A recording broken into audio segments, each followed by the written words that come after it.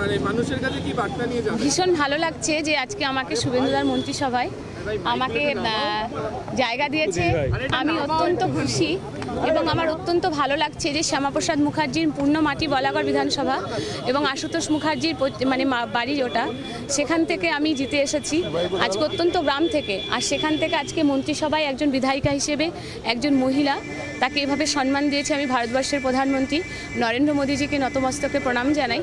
আমি প্রণাম জানাই ভারতবর্ষের স্বরাষ্ট্রমন্ত্রী অমিত শাহজিকে, তার কারণ তিনি নিজে আমার বিধানসভায় প্রচারে এসেছিলেন এবং তিনি নিজে বলেছিলেন আমাকে তুমি জিতে যাবে, তুমি জিত যাও, আমাকে বলেছিলেন। তো সত্যি আমার ভীষণ ভালো লাগছে যে এরকম একটা গুরুত্বপূর্ণ দায়িত্ব দিয়েছেন।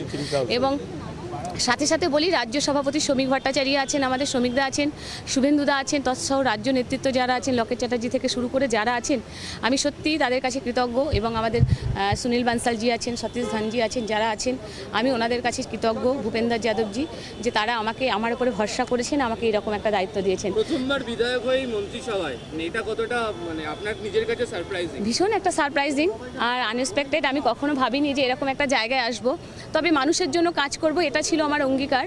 এটা আমি মানে প্রতিশ্রুতিবদ্ধ যে মানুষের জন্য কাজ করব। আমি শুরুও করেছিলাম প্রতিদিন। বলাগড়ে তো ভীষণ পানীয় জলের সংকট, যেটা আর্সেনিক এলাকা বলাগড়, সেখানে কেন্দ্রীয় সরকারের একটা টাকা বিগত সরকার খরচ করতে পারেনি, মানে 60% কাজ হয়ে আটকে আছে ফান্ডিংয়ের জন্য।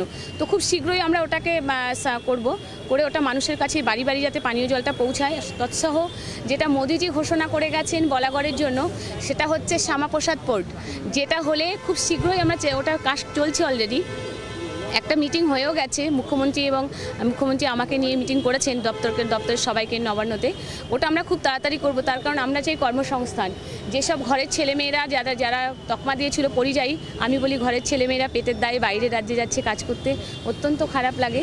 আমি চাইবো আমার বলাগড়ের ছেলেমেয়েদেরকে যাতে বাইরে যেতে না হয়, তৎসহ বাংলার ছেলেমেয়েদের যাতে বাইরে যেতে না হয়, বাংলাতেই তারা যাতে কাজ পায়, এটাই চাই আমি।